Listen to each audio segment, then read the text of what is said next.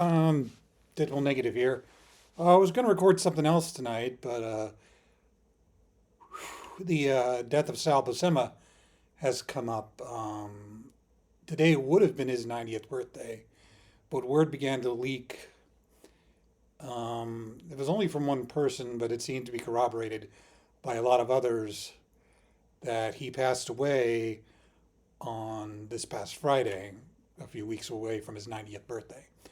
I never got the chance to meet Mr. Buscema. I remember once 25 years ago standing in line and it just took too long and my mistake. Um, but, last year we lost Jim Shooter and we lost Peter David, two people that to me are essential to the piece of puzzle that was Marvel Comics for me. Um, and last year, not long before that, last year I actually finished my read through of Rom and the new Romnibuses, and he drew the first 56, 58 issues of that series. But he was integral to the DNA of so many series. Uh, the Spectacular Spider-Man, obviously, the Incredible Hulk, which he stayed on, like both Spectacular Spider-Man and Incredible Hulk, he stayed on for an incredibly long time for each of the. Um, but he's best known to me for his collaborations with writers like Bill Mantlo, Steve Gerber, J.M. DeMatteis. Um,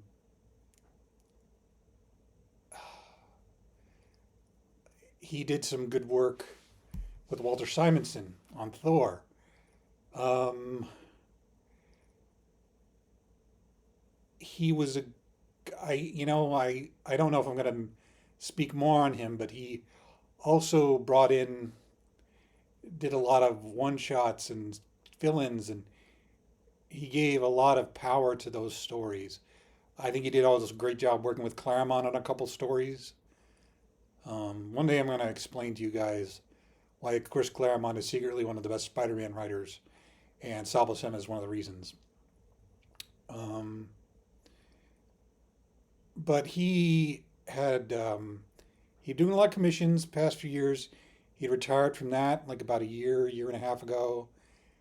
In the '90s, he kind of like I don't think his work was in favor at Marvel anymore, and he did little inking jobs up to the middle of the '90s. I mean, he wasn't. I mean, like the last time I remember his interiors, he did plenty of covers. He did plenty was a small sequence in the Immortal Iron Fist, it's the original Immortal Iron Fist run by Brubaker and Fraction.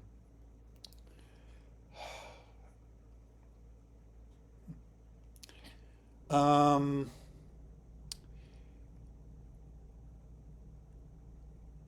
he could really tell a story. He could really show emotion.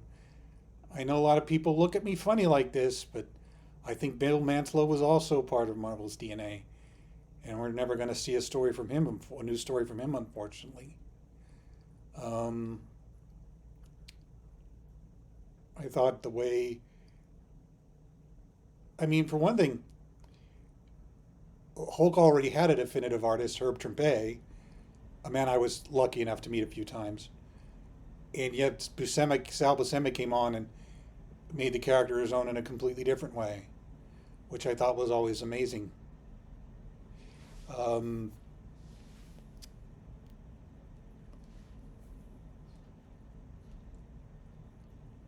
his Spider-Man work, I think the best testament to his Spider-Man work was during the late period of the Nick Spencer run, when the flashbacks to the twist, to the big reveal they chickened out of doing involved pages from Spectacular Spider-Man 200, and they were so much clearer and more readable and understandable than the actual story that Nick Spencer was telling, and the hodgepodge of artists that Nick Lowe kept throwing at the book to keep it on time.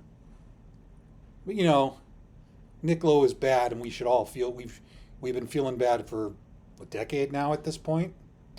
But that's another issue. I think, and this is not going to surprise any of you, my favorite Sal Buscema story, drawn story, was an issue of Daredevil he did over Ann Nocenti's script. There was a mutant massacre tie-in.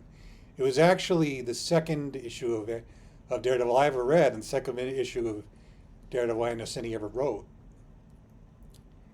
And it was about Sabretooth and just not really knowing what to do with himself after the events of Mutant Massacre, and he kidnaps a woman, and he just keeps her, and he doesn't know why. And there's a part in the opening where Daredevil saves a guy from a mugging. The guy just yells at him, you brought this crazy guy nuked town. I didn't know nuke was. I didn't know what Born Again was back then, and the man. There was power in those. And the man yelling at him, and Daredevil trying to keep himself under control, and the classic Nocenti response: Daredevil thinking you're right and you're wrong, but it'll take too long to explain to you. I mean, there was dynamism there. There was power there. I think it's a kind of a great tragedy that he retired before he could collaborate with somebody like. Um, I think it's that with someone like Alan Moore. Um, that that he never got to work with Jonathan Hickman, or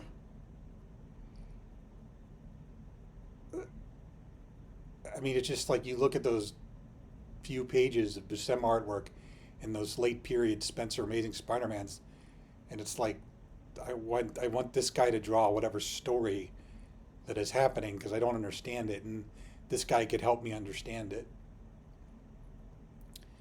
I even would have liked to seen a Garth Ennis Sal Buscema collaboration, even though I probably would have wound up hating it. Um, but I mean, a lot of his work is being reprinted right now in Epic collections, particularly the Hulk stuff, the Manslow. I really hope Marvel does the right thing, gets the DeMatteis Buscema omnibus back in print, um, and also that Nocenti omnibus, Daredevil omnibus back in print, because that's already out of print.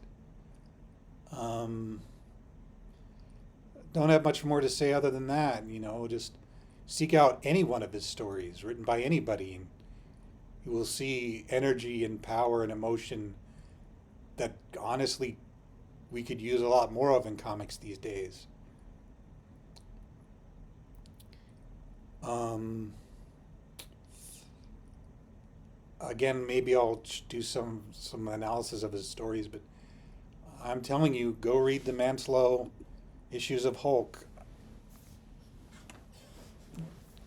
Get yourself take a look at those. Look at the DeMatteis issues of Spectacular Spider-Man. Look at the Conway issues that he drew. Um, and just remember, you know,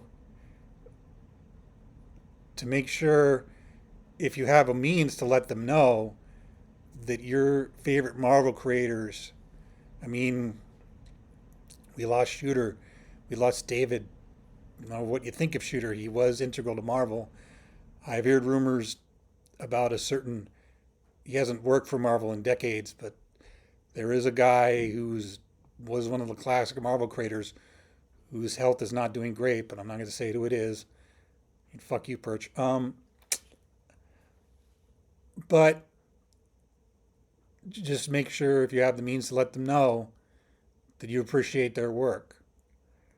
Um, I've been lucky enough to meet the Simonsons. I've been lucky enough to meet Miss Nocenti. I've been lucky enough to meet Mr. Trempe a few times, Mr. David a few times. I've been lucky enough to meet Mr. DeMattis a few times, and now there's a guy who at least one of the few classic creators Marvel seems to still appreciate because they're still giving him work, and they should. Hell, he could write Amazing Spider-Man and the main title today, and it would still probably be, it would probably sell better than whatever Kelly's doing. But please, I'm begging you, just make sure you have let these creators know what your work has meant to them, because there will come a time when you won't be able to. All right, thank you.